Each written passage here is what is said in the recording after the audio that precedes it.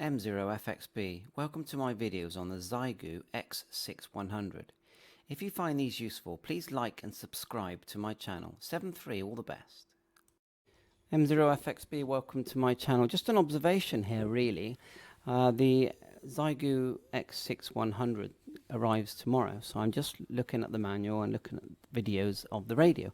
And it's made me realize that this is basically also a handheld HF 6-meter transceiver. It doesn't even need to have a fist microphone or a power supply or ATU, because just here next to the VFO there is a microphone, and you can select that in the menu.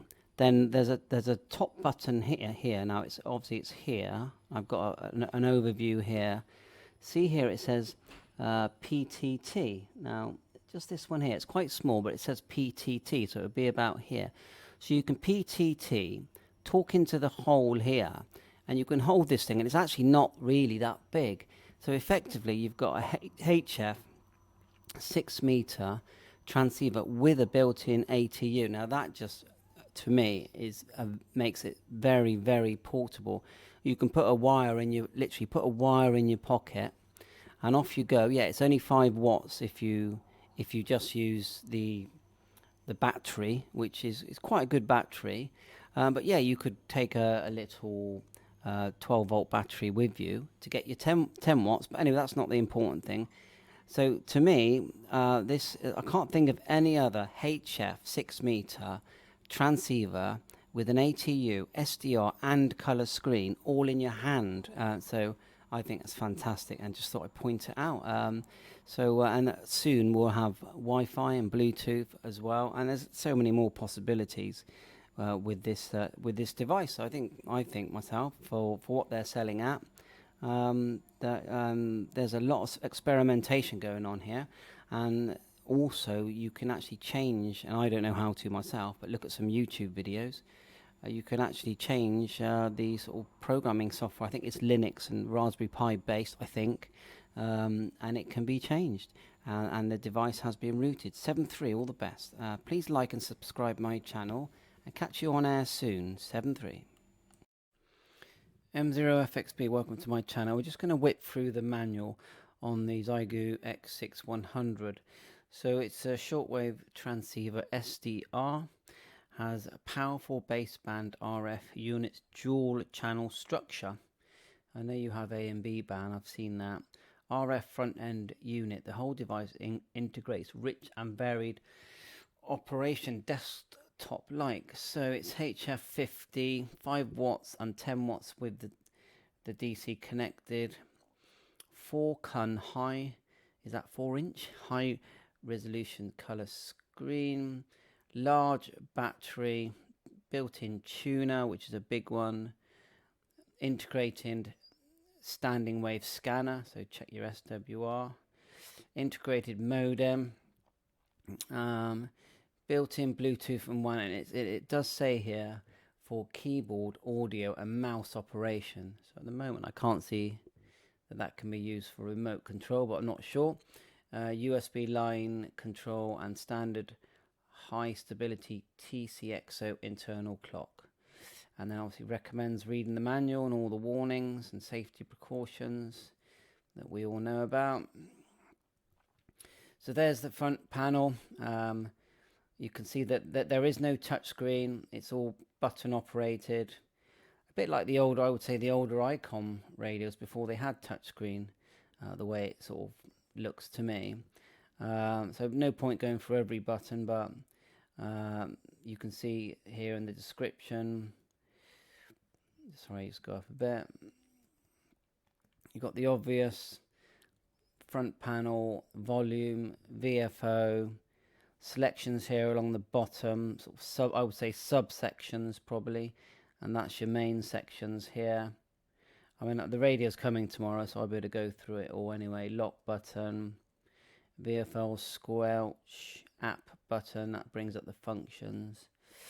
Then you've got on the side antenna, BNC, 19, you've got the IQ out, DC in. On the other side, you've got the SD card slot here. You've got two USB-Cs. One is the host interface, and one is the, let's go further down. You've got the speaker here and earphones. Let's go up a bit. One is the DEV. So one will be for FT8, I'm guessing. So I'll use it and then I'll know. 3.5 stereo and speaker, microphone, or there is a microphone on the front of the radio and a button on top that activates it. We'll check the audio on that when I get the radio. There's the microphone, which looks like a, I think it's a HM151, looks like the icon, older icon microphones. So buttons across the top, you're going through the bands, you've got the modes, AM, FM, CW, SSB.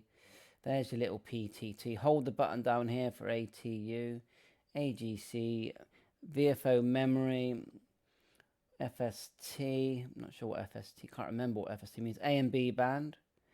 We'll have a look what FST means, which is number 34. Fast step selection. So changing your steps. Yeah, well, that, on the frequency, that's cool.